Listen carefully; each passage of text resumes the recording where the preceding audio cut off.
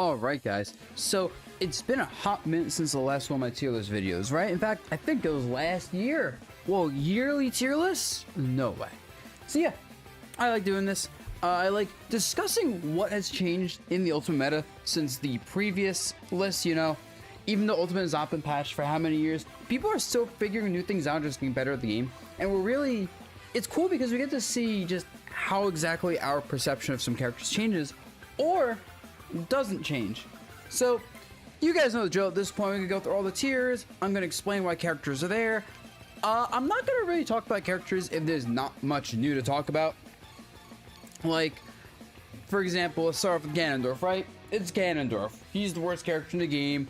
He's slow, easy edge guard. Nothing's really changed with that in the past, like, 7 years. So we can gloss over that, right?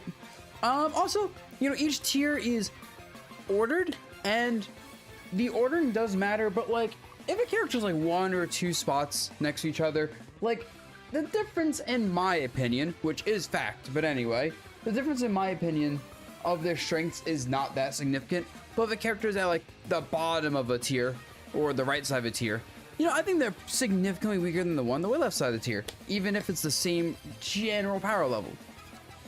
So those things out of the way, let's get right to it. So, starting off, got the bottom tier characters, of course, Ganon, whatever. Little Mac shouldn't be a surprise, and you know, all these characters, I should say, are able to get results with the right brackets and right players. Little Mac actually has some decent Japanese results, but you know, there's a lot of matchups where just you can't win with Little Mac. Villager is, people are gonna look at this and go, huh, why is Villager here? And he doesn't really do anything in this game. He's a character that has, like, theoretically a solid, well-rounded kit, but in practice, I don't think Villager has, like, done anything relevant for the entirety of Ultimate. And it makes sense. His buttons are low range, his combos aren't that great, damage output's not great. Like, he's like what people imagine zoners are supposed to be like, where a lot of his strengths are in the zoning and not much else. So that's one of the main reasons he's not that good. And then Martha's here, and Martha's really low, probably like, nah, I can't speak. People are gonna look at this and go, why is Marth bottom 5? What? Lucina's not even that close to as bad. And that's true. It all just comes down to the fact that not only a tipper is hard to hit in Ultimate and consistent, but like sour spots are so bad in this game. Like getting hit by a Marth sour spot does nothing. And that is such a huge issue because as long as you're not getting tippered, you don't really care what Marth is doing to you. I know a lot of people can look at Mewtwo and go, why is Mewtwo here? And he's the type of character that feels really good when you're beating someone with him because he has a lot of good tools, but big, light, tail, like once you lose with him, you lose hard for everything. So that rounds out our bottom tier characters. Just, you know, characters that really, I don't think it should be too much debate as to them.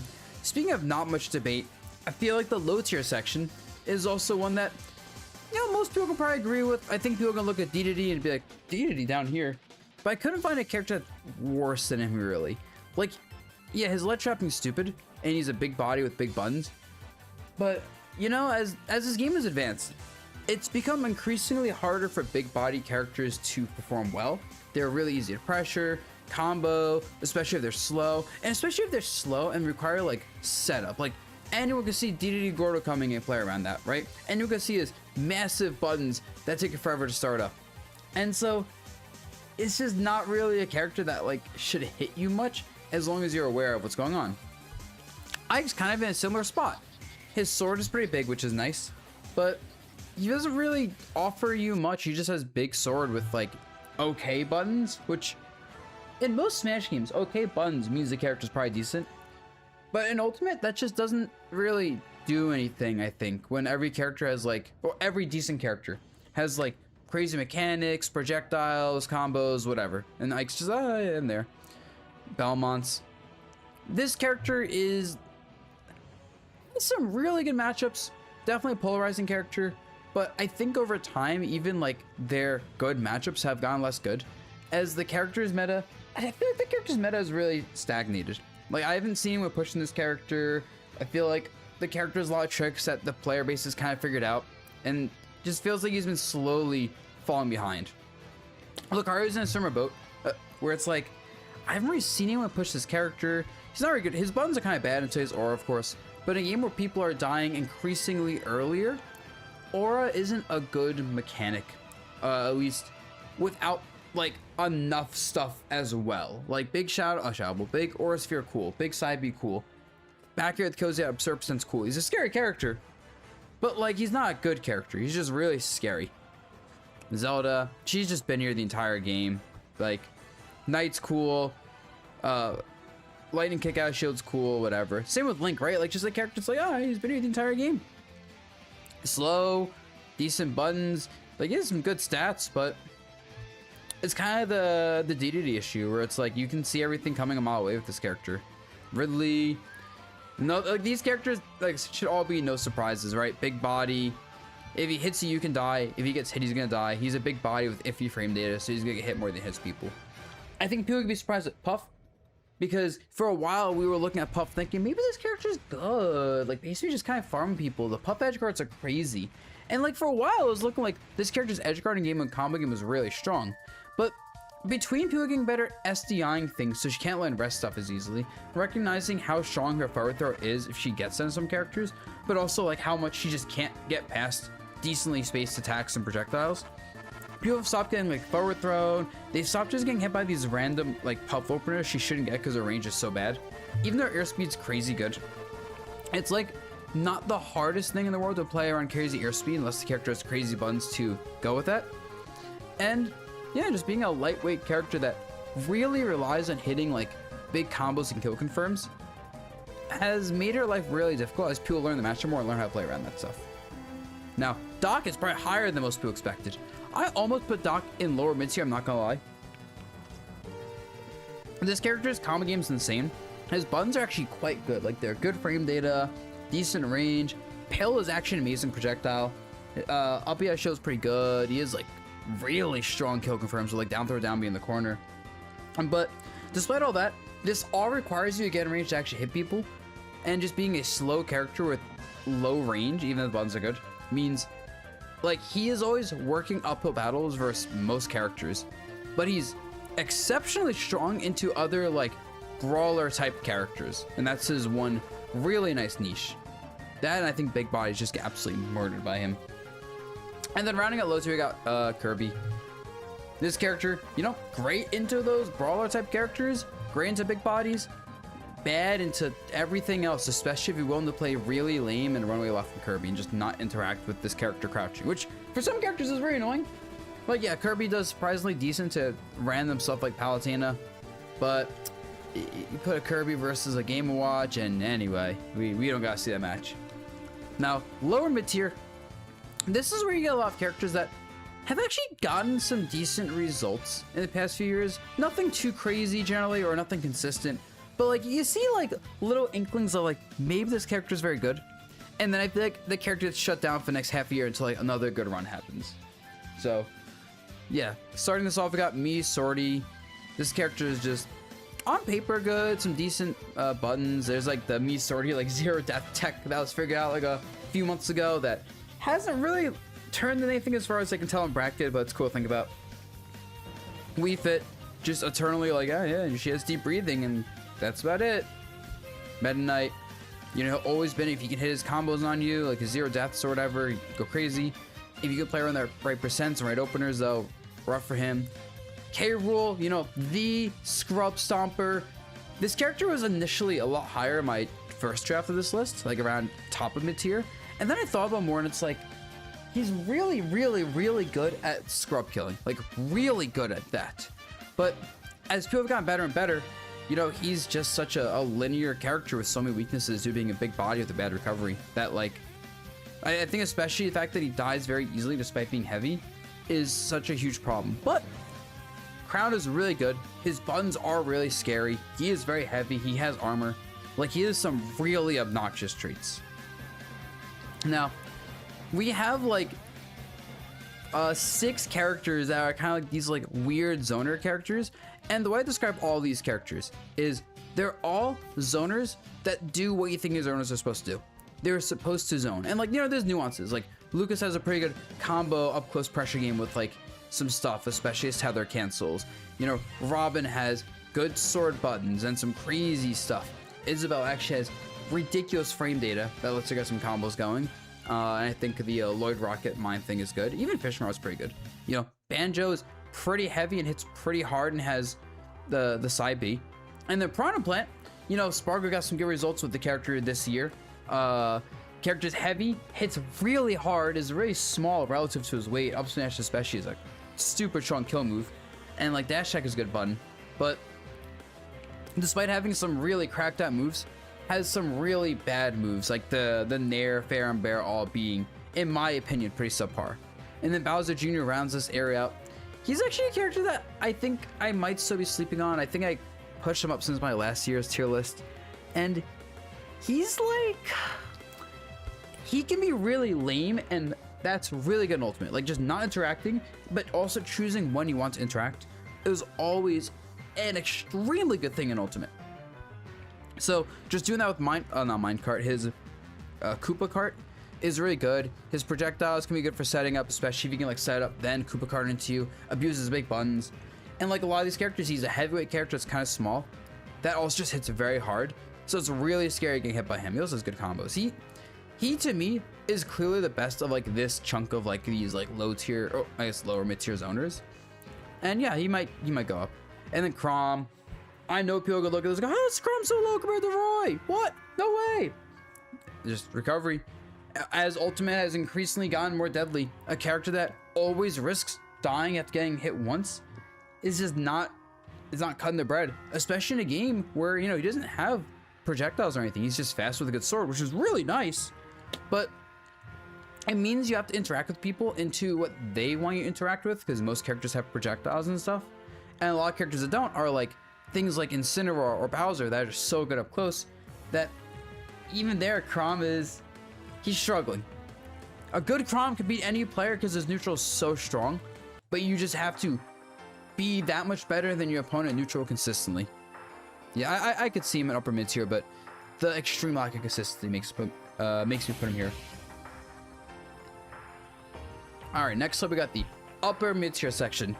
This is like where you start getting characters, in my opinion, that are like pretty good. They're almost really good characters, but a lot of them are like just slightly lacking enough that I wouldn't tell someone not to play them competitively if they want to, but I would never encourage anyone to play any of these characters competitively. Like there's just better options that fulfill similar niches for all these characters, but they do have pretty solid kicks. Inkling, I know this character could have always broken Ultimate came out, yada yada, and then she's gotten worse and worse, and turns out being a character with okay range and decent mobility and like no damage output and kill power is really rough. Like, you know, no damage output, but not enough. Especially when her ink mechanic just loses to you running away. And I think as Ultimate's gotten older, we found that fast characters, well, being fast is always a good thing. Being fast isn't enough to navigate through all the big hitboxes with no lag and all the projectiles, stage traps, whatever the Ultimate's full of. He's not that great, but he's not awful. And then Incineroar, big body, you know, big body's getting zoned in Ultimate. What a surprise here. Ices is basically just an Incineroar-esque character, hits super hard, gets zoned out. Nothing really's happened with this character except the zoning's gone better. You know, Bowser, granted, Bowser is really fast. And Bowser being fast lets him get past zoning and obnoxious things better. But in exchange, he just gets comboed so hard. And his disadvantage state's like particularly bad, even among heavyweight characters. But he has a command grab and flame breath, so that's good. Now, Pichu. This character is interesting, because I kind of want to put this character higher. I feel like this character has actually been doing pretty well on like the low this year, as Pichu players have gone a lot better, like really hitting his confirms, like his up air thunder confirms, his back air stuff, just abusing his crazy mobility and how strong T-Jolt is. And there's a universe where honestly, he could be quite a bit higher, but at the end of the day, having to interact in Ultimate is always such an issue, especially if like you're forced to interact by the nature of your kit. That's so bad in a game where a lot of the best characters are really good because they force you to interact in unfavorable ways. But hey, this character can just absolutely murder you and he's really fast, so that does mean something. And then we got the pits, the kind of standard of like, yeah, they're okay. You know, decent buttons, kill power, damage output, frame data. Actually, frame data is insane for them. Multi-jumps is good. Like, no, they're fine, but you're never really gonna pick Pit for any particular reason besides you want to play them. They don't really have any niche. They're just well-rounded characters that tend to like lose to other characters that do their thing better depending on the matchup. Also, I put Pit up for a Dark Pit because I think regular Pit is slightly better than Dark Pit. I think Angled Arrows is better than that side B with a better knockback angle. Falcon. This character's actually had some decent results in Japan, I think. He's just such a feast or famine character, and that's like by design. And that makes him a character that can win, but not win consistently. But I also don't think there's many matchups he can't win until you get to like the god tier characters like Steve or Game & Watch. So like he has that niche of like he's fine until you hit that really cracked tier. So decent character, you know, does what he wants to do, which is burst you down, kill you. And then poor baby girl Rosa. Yeah. She can't really hang in this game when characters hit so hard. Luma dies so easily. She's tall and light. And like she has some good buttons, but her damage output is a little bit subpar. She has trouble killing. She relies a lot on edge guarding, which in other Smash games I don't think that'd be too bad.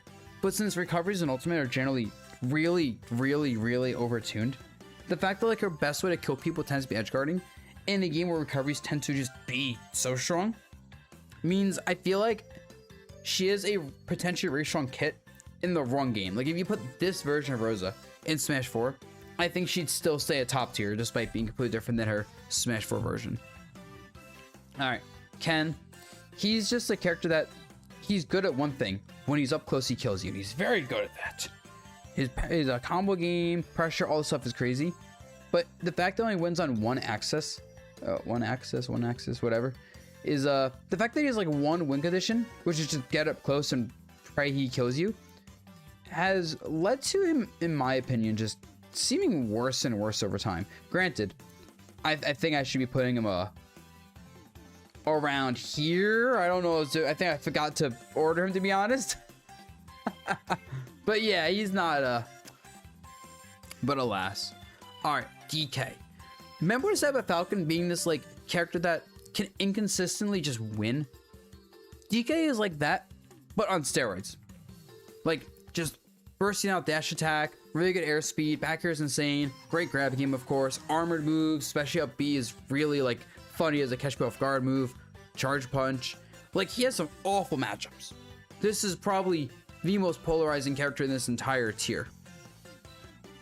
But despite that, I feel like when you don't run into those like polarizing matchups, he's good. And even then, I've seen a good DK beat Steve players before because his character's on hit state is just so insane, and some of his like setups, combos, you name it, just so this character might be underrated, to be honest. He honestly might be lower high tier because he's so scary and he's fast as buttons are so big, but he is a big body in ultimate. So moving on, Young Link, nothing's really changed here. He's kind of just poster child for like overrated character that seems good because potential combos, yada yada, but yeah.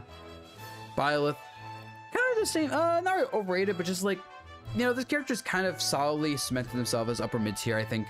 Like the character is clearly good at what they do, which is walling people out, has some decent buttons, but there's not much like nuance to the character. Like you get what you see, which is good buttons, good damage output, and I don't think Leo's really using the character much anymore because the character doesn't really keep up nowadays with all those owners, fast characters, whatever. And now people are gonna look at this and go, me Gunner? Dabuz, what are you doing throwing me Gunner here? The thing about me Gunner is I actually think this character is really underrated, and it's kind of like DK where I can definitely see like this character doing really well next year and people's opinion of the character changing, because this character has obnoxious levels of zoning. Like this character creates these really strong projectile walls that a lot of the roster can't really get around. And then even if the character doesn't have the best kill power or damage output, just the consistency of like setting up grenades, firing charge shots, controlling space with forward air, the missiles, whatever, and the fact you can adjust the moveset, of course, helps this character a lot. And yeah, I think this character actually has a lot of room to grow due to just the expansive nature of this zoning kit.